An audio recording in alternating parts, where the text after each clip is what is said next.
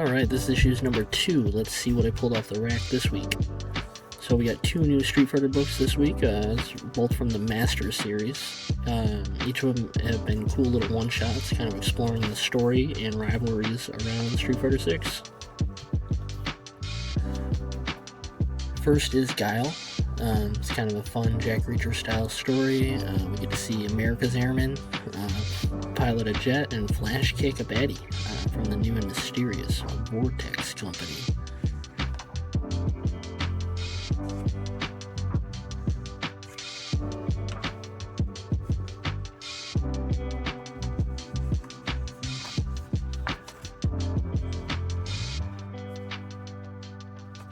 And Elena stars Ibuki and Makoto.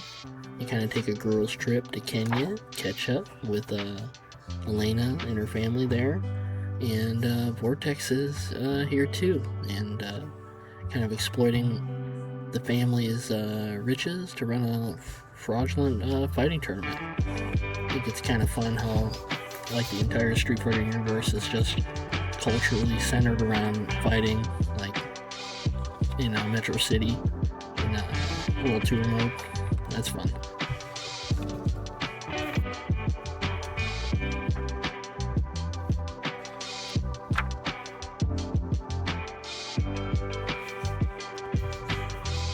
Exquisite Corpses. So I love the series. Tinian doesn't miss, and the premise is just too good. I heard it was optioned recently for television, and that's definitely a natural fit. They even called the arc seasons, and no doubt it's going to be huge if they do the story any justice. It's like a serial killer battle royale run by America's elite and ruling families, and it's like set in a small town on Halloween night. And as a horror fan, I'm pretty desensitized to this stuff, but there have been some genuinely disturbing moments in the run. It's good stuff.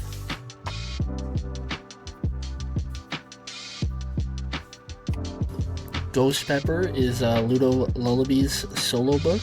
I'm a little behind on the series, but I just want to support. I love seeing him get to do his own thing.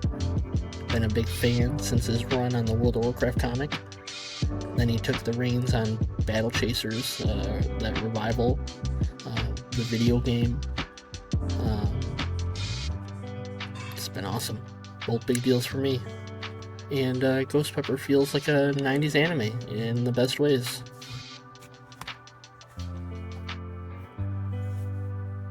Redcoat. This is like a British soldier during the Revolutionary War who accidentally becomes immortal. Tone-wise, it's kind of a dark comedy, cynical about patriotism, but it never really crosses the line into being nihilistic. It's into kind of the cost of myth making. It's interested in how nations rewrite their own origin stories. As a fan of history, and American history in particular, it's just been a lot of fun to see comic book stories in that playground.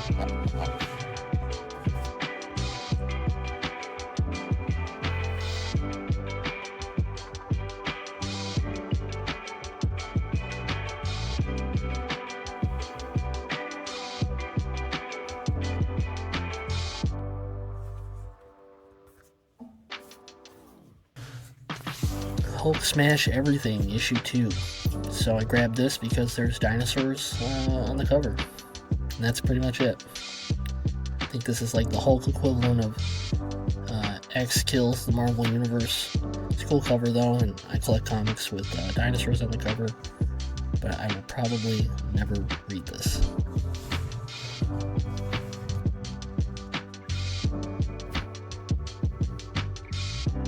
Starship Godzilla, on the other hand, is awesome. It's a mecha anime space opera about interstellar mercenaries transporting alien monster eggs.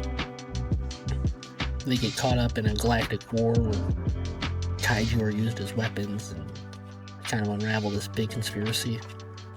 It's an awesome use of Godzilla motifs and characters. It's really action heavy, it looks beautiful, and doesn't stop being a good time.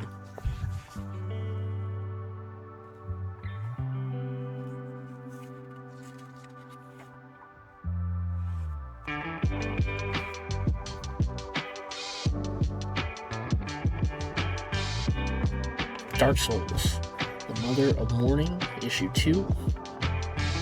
And these are cool.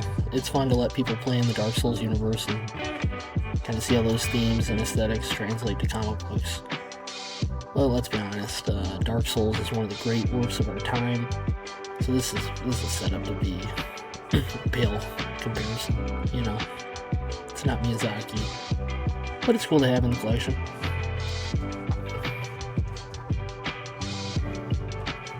Captain America issue 6, so this is the start of a new arc in Zdarsky's run. Really enjoying it, but I gotta say, with 9/11 Cap out of the picture, I'm less interested to see where it's going. Zdarsky gets Cap though, and that's what matters. I'm a little confused by the timeline here too though, because apparently this is happening like at the same time as other Doom books, but Cap was only recently thawed out. So if you know what's going on with current Marvel continuity, please let me know.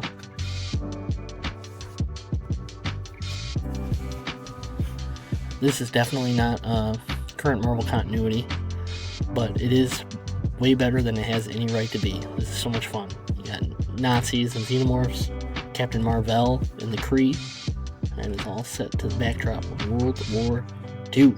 It's great. It's a good time. I love it.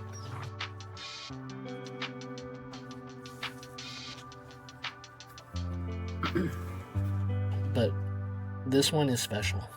So I've definitely been sleeping on the series. Had no idea what it was about. But someone told me each issue is like a one and done short story. You know, they're linked thematically but otherwise self-contained. And like Ice Cream Man, you know, that's just one of my absolute favorite types of comic book formats. So I just picked this one up to test the waters, and I was blown away. Maybe the most interesting comic I've read in the last year. In my opinion, breaking the fourth wall has to be earned. Really smart writing and good ideas. And I'm not really a fan of, you know, pervasive cynicism. That's kind of taking control of everything in media. But god damn, is this one just so good? Does every issue have this paper texture? No idea. It's beautiful. And the story is about a comic book creator falling into the gutters between panels. It's just beautiful. It's heartbreaking. And it's a story fully contained in a single issue. I love comics, but this is the type of book that really shows you the full potential of what they're capable of. I'll be tracking down the rest of the series. This one's really special, man. Love it. Alright, let me know what you picked up this week. Let's talk comics in the comments. Bye.